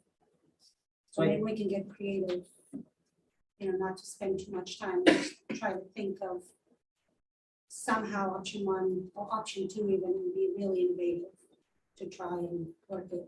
I don't know. The kind of the way we went at it last time, which I think was efficient, but I think it has to be even more efficient now because the timeline's tighter, is Phil would bring 3 or 4 options like this. We'd pick apart, he'd come back and retool it and come up with maybe 3 or 4 more options that eliminated stuff we hated, but focused on the things we liked. We pick that apart, he'd go do 2 or 3 more options until we kind of landed in a place close to where we needed to be. Now, we don't have the same luxury of time as we had last time, so we're gonna have to be a little bit more efficient on our feedback, and he's gonna have to be pretty, efficient on his plans. But I don't think the intent is that anybody has to fall in love with any one of these options. I think what the intent is let's come up with feedback so that he can create the options that we want. So you have some ideas, I know. Yeah, no, I'm listening, and I've noted almost something from each one of you to put back in the blender and come back. Could it be beneficial if anyone in this room has an option, maybe they put it on a piece of paper and submit them through and Definitely. discuss them and see some similarities, because I think the similarities that I'm hearing from a lot of people is no one likes the renovations and cafes out. So, I mean, we're down to 2 and I'm not really. But the council doesn't like option 1 or 2. Right, Yeah. so that's what I was gonna That's say, where it like, comes- I wanna just drop a caution out there that it's like Kim said, we're all super excited. I can see the light at the end of the tunnel. I think what you said at the beginning, Lisa, about we're in a potential break-even scenario here. I see that. I think we can all see that, but if we don't show something to the council that says, here's why we feel comfortable asking for almost your maximum bond capacity, because this is how fast we can pay this off, and here's what you're gonna have for capital improvement bonding in this amount of time. If we give them something over that 65 to 70 million, we have 3 no votes. But on the Well, other hand, Sorry. I do think we need to leave option 3 on the table as a character foil to show how bad the alternative option is. I mean, because I would pick option 4 with that. everything is relative Not everybody gets a little trick. to what your options are. And if you don't see just how limited your cheapest option is, you're not gonna appreciate the difference. I completely agree with what Ben just said. They want to see an option for 65 million. And let them see an option for 65 million. This is what you can get for 65 million. And let them see options that are at different price ranges. But I think they need to see something that is lowball, and they have to see what they can get. And then they have to consider, can I sell this to the public? Well, and I think that's where it comes back to Lisa's recommendation that we hire an external financial advising firm to, kind of really juice these option 1 and 2 for the maximum. What are the savings with cost in busing, cost in whatever savings we can possibly get to roll back into the project to net it out to under 90? If we can net out under 90, then that's the sales pitch that, and I think Phil's exactly right. We can't have any fractures. We can't have a single person on the school committee or the town council or in this group yelling off that they don't agree with this and we shouldn't do it. Well, maybe one we can overcome, but the reality is that we need to be unified and it needs to make sense. It needs to appeal to the taxpayer. This is a town that rejects every budget that goes before them just about because they don't understand what it takes to run a school or a town. And even though we're getting better in our transparency and telling that story, there's years and years of culture that's accustomed to thinking you're government and you're wasting my money. So we have to show value. And I think with the value proposition is what's going to make a difference. But yeah, I'm very curious to see what Phil comes back with in terms of tweaking these options. I agree with everything you said, but I also want to see some kind of parallel track by which the school committee presents its story in a little stronger fashion. Because what we hear from residents is that the test scores are always in the middle. We're never moving off the dime. Everything stays the same. And people want to see that there are improvements. So as we're trying to sell improvements for the school building, the facility, and we're saying education is going to improve, they've got to see that progress is being made on the school side. So if we could show that on a parallel track that progress is being made on the school side, I think that people will be more willing to take a chance to support some kind of bond. But without that other side, I think it's going to be a very difficult sell. And that has to start immediately. How do we get like a pre-gauge, right? If there's council members who are saying, I'm not doing it because it doesn't touch my district or whatever, right? That's exactly how my perception is the whole town feels. Like if it's not my school or my kid's school, or if it's not what I want for my kid's school, then I'm out. Or I don't have any kids or grandchildren in the schools. Yeah. What's in it for me? So I'm trying to figure out how we get the gauge of where the community is early enough to be able to react. Like, I don't know, maybe that falls into the communication or marketing, like, is there something? Another place to put out some sort of, I don't know, in our piece, correct, I don't know, I mean, right now, we're talking about different ways we can spend money on hopefully getting a project, but, I think Amy has mentioned at one point, whoever's communicating this project has to be an expert on communication. Let's back up a little bit. Sorry to interrupt. I heard an idea I want to wrap up before we start moving. I think we are going to start moving it. This is more of a subcommittee discussion and who wants to start working on that aspect. But before we do that, someone mentioned the ideas of writing down if you have ideas and sending them to Studio Jade. But we need, so we stay out of OMA trouble, we need one person to kind of coordinate that and be the point of contact to forward it, or do you want us to send it to you direct? How are we going to funnel that those ideas to you in writing?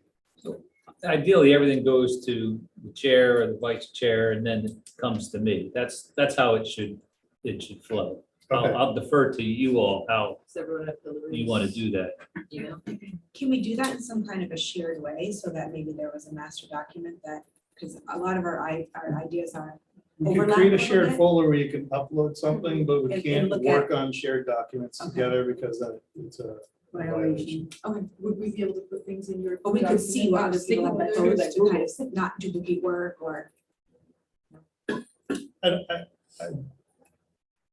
We need to see how many people are in alignment separate, Yeah. you know, Do not it seeing other silos and people's then see. ideas. See how many, hey, 7 people. You gotta be careful around that again, because as soon as there's coordination. So. Can you get as simple as just people writing what they want down by the next meeting, their ideas? And then look, and everyone going around the table. Might benefit him to get them earlier. Too much time, so I recommend, I'll have Hillary send out a note to everyone soliciting feedback. Yeah. We'll collect that feedback and then send it over. Right. Can I ask, is there a distinction for the ex officio members? There's no violation for the staff support to discuss because we're not actually. You're not voting members. Right, so. But there Typically- is gonna be a recommendation that everybody who's here will be a voting member. And that includes you, yes. Where, I believe is Anna's that coming making to that town council? recommendation. Town council is gonna consider I- making everyone a voting member? That's my recommendation. Based on a legal opinion from our lawyer. Oh, we actually do. I'm sorry. Yes. based on I a would, legal opinion. I would exempt employed staff from the voting members. There's a conflict of interest if. I mean, we're here to give professional advice and not cast a We'll vote. take that offline. So I don't know the answer to that. So again, let's just, we know who the voting members are now. Just, so I'll have Hillary send out again and then start collecting feedback.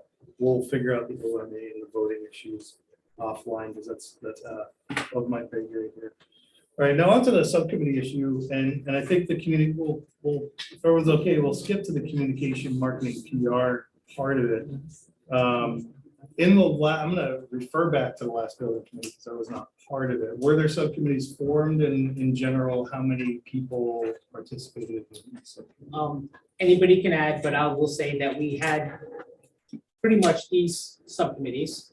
The composition of the committees kind of depended on what the work of the committee was. So initially, the finance committee was pretty large, and then the communication subcommittee was actually kind of small. There was only like 3 or 4 of us. And the work was sort of specific to what was being done along the timeline. So the communication marketing subcommittee didn't do a lot in the very beginning because we were still teasing out a project, but finance was doing a lot because they were trying to get the numbers generated. And there was carryover. People did serve on more than one committee. We didn't encourage people to serve on all committees, but some people did serve on more than one. Can I feel like we consciously did not call them subcommittees because there was some type of issue with that allowed, we did some on the fly, I remember the terminology we used. But I think we specifically stayed away from the committee and limited the number of people. So if you keep it below a voting quorum, then it doesn't have to be an OMA with a Right. meeting. So therefore, if it's a work group. I think that's what we without a want. quorum, Yeah, if it's a subcommittee with a quorum of this group, then you have to post it to the SOS website. I think they're just work groups. In answer to your question, the finance committee, whatever you want to call it, and communication had two committees. Don had one of them and Amy had the other one. And finance committee was run by Harold, and they were both of those, or 3 of those, started very late in the game. They did not start at the beginning. They started at the end after the project had basically been identified. And the question was, how do you basically sell it to the town council? How do you sell it to the public? So starting it now is a whole new ballgame, so I wouldn't even think about how we did It's it a- before. Maybe an early discussion. I didn't put the agenda together. So if there are, I guess, if there are people interested in being on these subcommittees, I would again also recommend, I'll have Hillary ask. and we'll- She just arrived. Everything, sorry. It's So okay. we're talking about subcommittees. Yeah, I put that on there just because I had heard buzz about those being a thing in the previous committee. So I wanted to just at least put it there for discussion.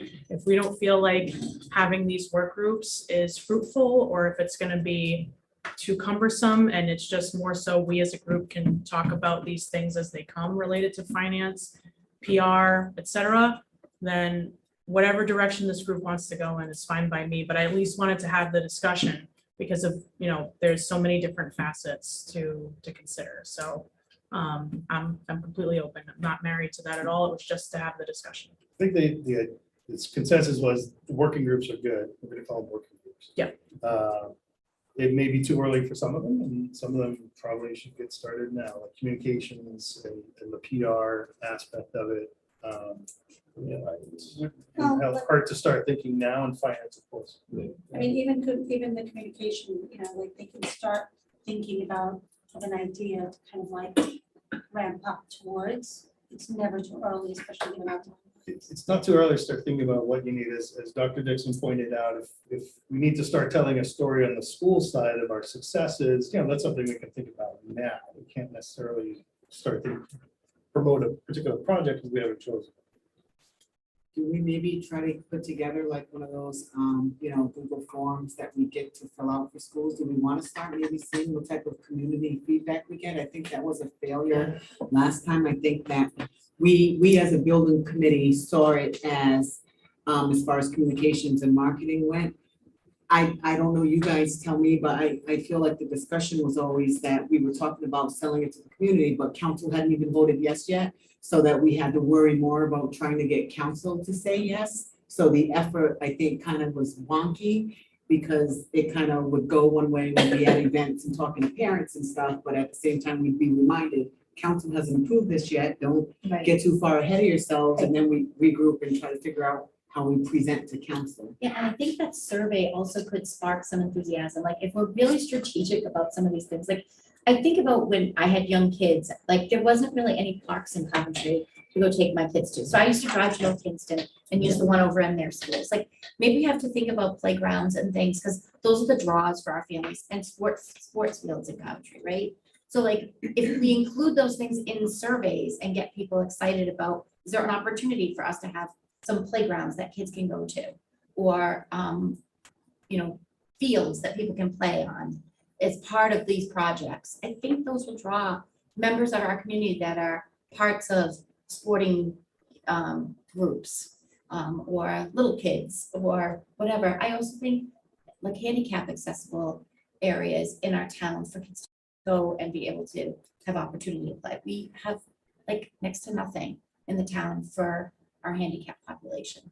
So I'm just throwing those things out there because you can put those on surveys. How interested are you in these things? Like things that, and I don't know all the ideas around that, you could all come up, but with those, but a survey would be great to hear what our community members want. I was gonna say, Phil can kind of expand on what in Portsmouth, they brought that out to the community. They provided all kinds of pictures of school A, school B, school C. What do you like? What are the dislikes? They got a lot of community involvement early before they were choosing option 1, 2, and 3. And then they modified it based on what's that? We did try that here. We invited everybody to different schools in the community to come. The one I went to was me, maybe 2 other parents, and a bunch of teachers. Right. But the survey thing is an excellent. Yeah, Because great. we did that in Portsmouth too. We got a lot of great ideas. Yeah, if we go to. We can do a populated events. Oh, and every principal sends a weekly reminder, right? And I fill out surveys in those all the time. Thank you. Teachers send them, like everybody. So if they're there, I think a lot of people just out of habit, we're kind of programmed to do them because it comes from the school. For those of us who do them, I know there's probably a set who don't even read them. You can take it. No, nope. This is the JP show. So I'm gonna be really bold here.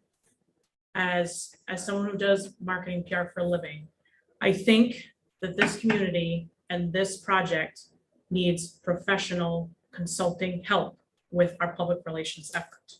I think we need to consider having a private campaign into the appropriate account, because you can't use public funds, raising money, a couple $1,000s, maybe up to $10,000 to pay a consultant from a period of, say, January to April, when the referendum happens, doing a coordinated effort where that's their job.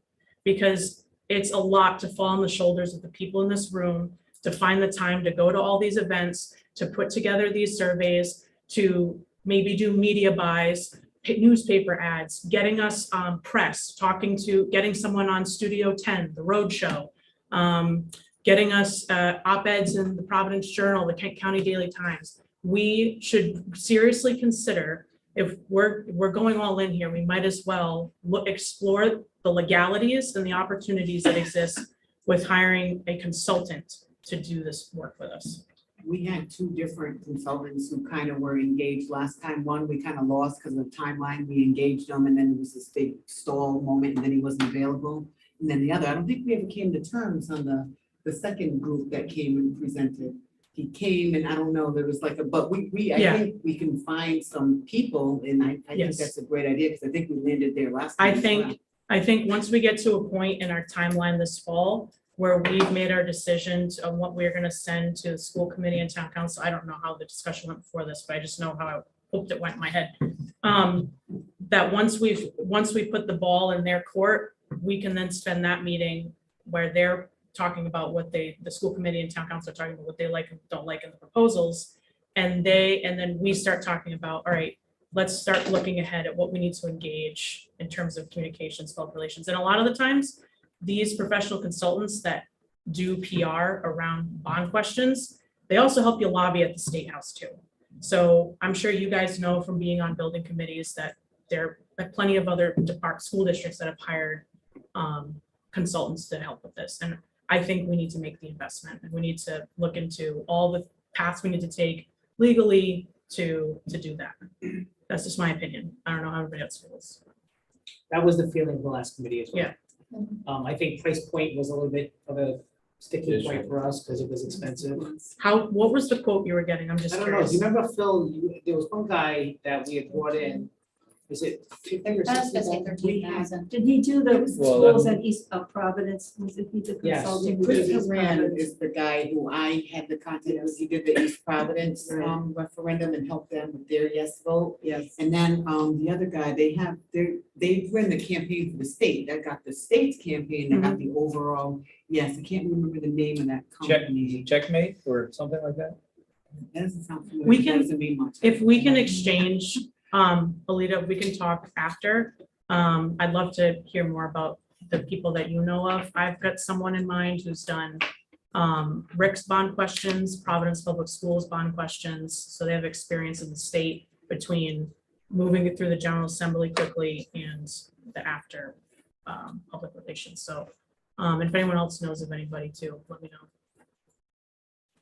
I think it's a really good idea, and I think it needs a lot of support, but it just makes me wonder, is there a group that would be considered independent of this body or the council or the school committee that would be the advocates for this? Do we have a constituency in the community, boosters, PTAs, unions, whoever that group is consisting of, to either raise the money or go ask for the donations of corporate sponsors Yeah. to pay for this, or the grant sources of the foundations, Rotary, whatever the groups are that would fund this. But, you know, I was thinking in terms of supporting your idea, but it's also, we need that advocacy of actual people in the community, residents Yeah. advocating. for It's like a this. booster group for this project. Newport did that. They had PTA parents who led their charge. They raised the money. They had their separate little things set up. I could probably get in touch with, I actually had a sit down with them last go round. I can find their people in, maybe we can get back in communication with them, put them in touch with who we think. And again, I think we left it last time, and I don't know if we ever did, like for the schools, if you had any, like try to find out who the PTA presidents were, or I don't know if it's called the PTA, whatever we call it. But who those presidents were, and if maybe they had recommendations of parents or members or somebody who they particularly thought, like if it was too much for them to take on something more, but that they would have their ear to the ground on parents who we could jump in and help with the effort. I think if we can get quotes before or around Thanksgiving, so then we know before the holiday rush, what kind of money we need to raise, we can at least get this advocacy group that Ben's talking about into place, and we can all brainstorm, right? Which businesses do we think would throw in a chunk of money, or, you know, which interest groups or so on and so forth, or PTAs or whatever it might be. So that way we say our first meeting in January, we're all voting to hire somebody.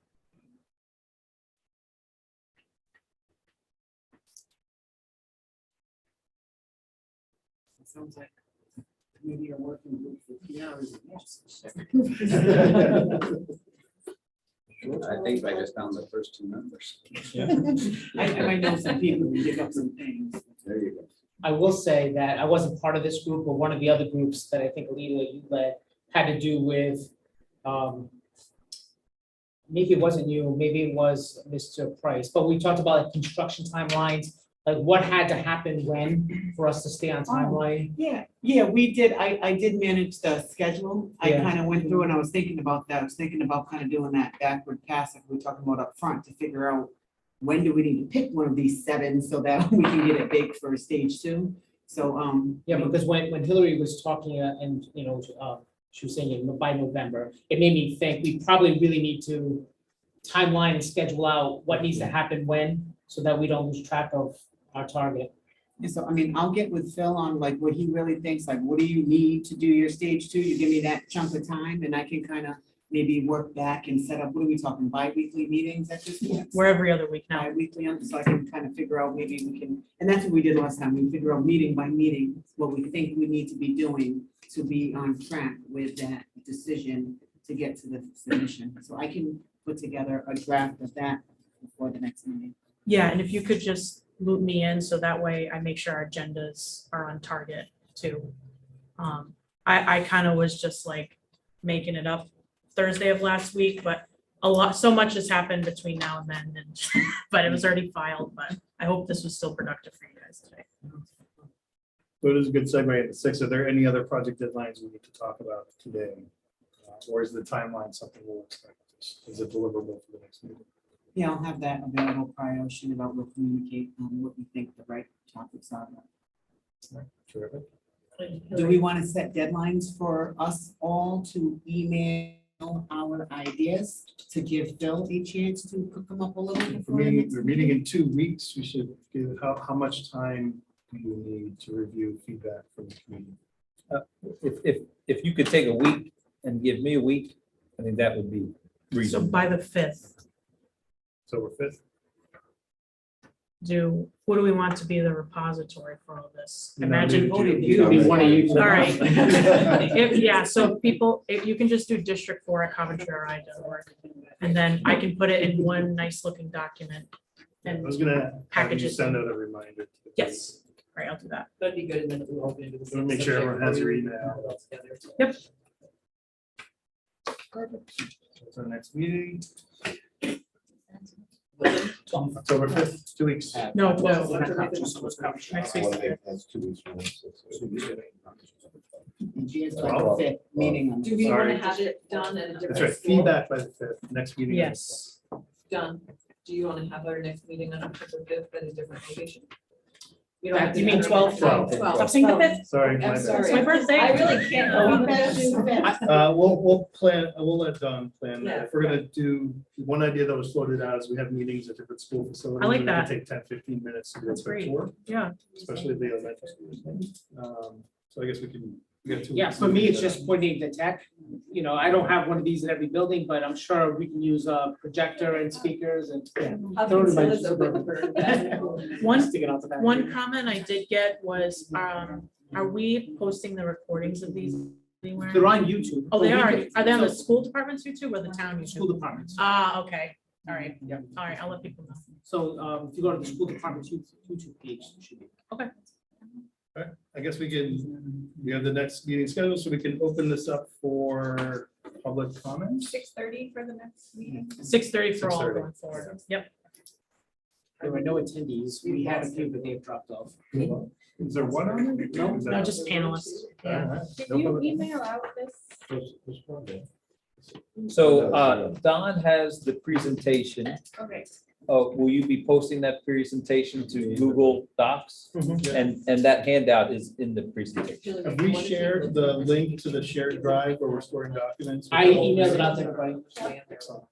I know, I want to look at it. I'm trying to like. Anyone have any comments before we close? Can I Almost just, on time. well, can I just ask one more, just if we could, if you could send, I think it was kind of in a summary form like that, but it kind of summarized, like, I know we're gonna try to meet at the schools and look also, but just to get an idea of what we thought the dollar value for must-do work was then, realizing some of it might have been, but that's just like a document we email over with some numbers. Then we, have that as part of, I don't know, might factor into my email to you. And Harold's gonna produce a document, a starting point in terms of what it costs to run our buildings, and he'll break it out with sort of the ways. Okay. And just something to keep in mind for next meeting, because we don't even at the moment know where it is. The email that Don sent out for people who weren't here when we talked about it earlier, it has Google Forms that you can put in, and he's putting all the agendas in there. So if day of the meeting, you're like, what time, where, you can just go right back to that email that Don sent everyone. Don, do you know if everyone in Spru- ended up getting it? I- or Were they all Did on? anybody not get it? Because you guys didn't get I it? didn't get it. Oh, I didn't get the email. If you get really lost, do what I do. I go to the Oh. town's website, on the left-hand panel, they have all the upcoming meetings and just. Oh, my look for God. Christine. Today's Very meeting says 6 on the website. What's that? It's very Is If you it click on into the the- cover- on Who are the other cover people? sheet? You didn't get Oh. I didn't. Oh, okay. If you click into the agenda, Yeah, then. the agenda's at Yeah. 6:30. It's- When they, yeah, that could be an error where they. Kristen, Denousis, Christine Kennedy, Amy, anybody else not get it? I got the Google I Drive. think Russ didn't get Russ. it. Well, that's. I didn't look for it. Did they give you an email? Russ? Okay. All right, thanks for that. That's. No, we a gave given. him the cell phone. Any other questions, comments? Oh, yeah, I do. We Thank need a you. motion to adjourn or? I'll entertain the motion. I'll make a motion to adjourn. I second. All in favor? Aye. Adjourn. Thank you, everyone.